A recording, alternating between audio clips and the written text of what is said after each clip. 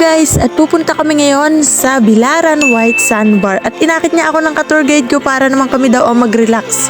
Dahil last time ay talagang busy naman talaga kami sa pag-a-assist ng guest para mabigyang pansin at panahon ang aming mga sarili ay pinatulang ko na ang kanyang alok sa akin na sumama na sa kanilang outing.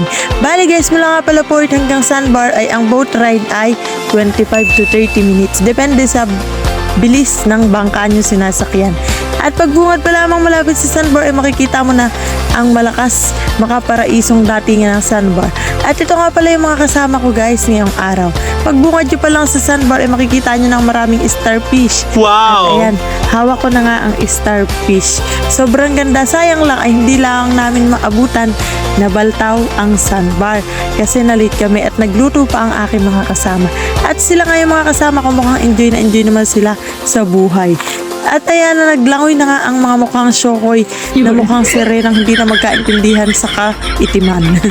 At ayan, sulit na sulit guys ang aming summer serye. Shish!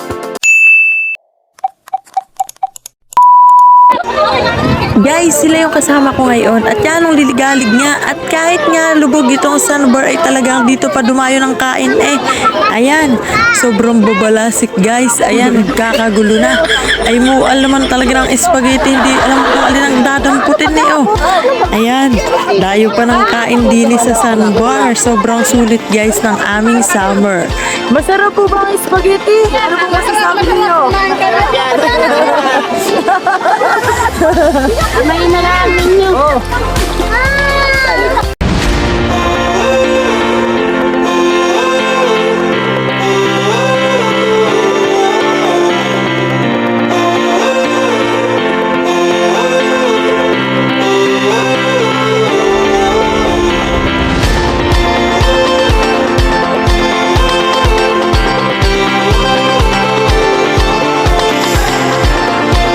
At tara na nga mga ka-wonder, ipapasilip ko sa inyo kung gaano naman talaga kaganda itong Kuwebang Lampas. At pagbungad nyo pa lamang ay makikita nyo na ang malakristal water talaga dito sa sobrang linaw at sobrang linis ng tubig.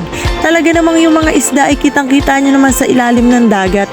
Sa sobrang linaw ay talaga namang maa-amaze ka sa nilikha ng Diyos. Wow! At humabon pa nga ako sa bato para lamang maipakita sa vlog na ito kung gaano kaganda ang islang ito na pinagmamalaki dito sa Pagbilao, Quezon. Akala mo talaga kung saang lugar ka na pag ganito yung view ng pupuntahan mong place. Sobrang sulit guys. Available ito for budget friendly. Napakahusay at napakasulit ng lugar. Grabe guys, hindi ka lugi pag pumunta ka dito. Kaya gusto nyo pumarito, madali lang siyang puntahan. Wow! Masasabi ninyo? Maganda po!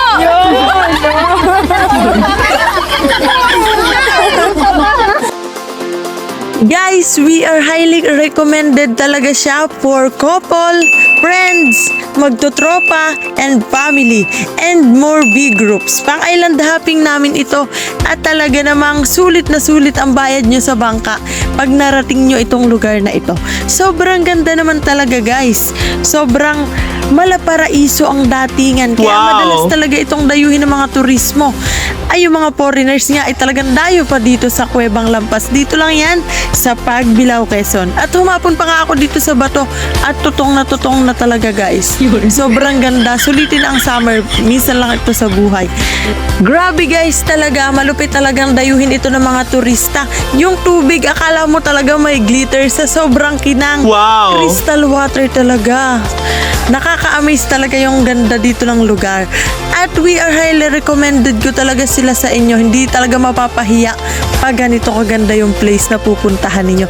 Akala nyo sa Palawan lamang may ganito. Hindi guys, meron na din dito sa Pagbilao, Quezon. Dito lang yan sa Kuwebang Lampas. Ang pinagmamalaking isla dito sa Pagbilao. Sobrang ganda guys. Talaga namang uulit-ulitin yung balikan pag ganito kaganda yung lugar na pupuntahan nyo.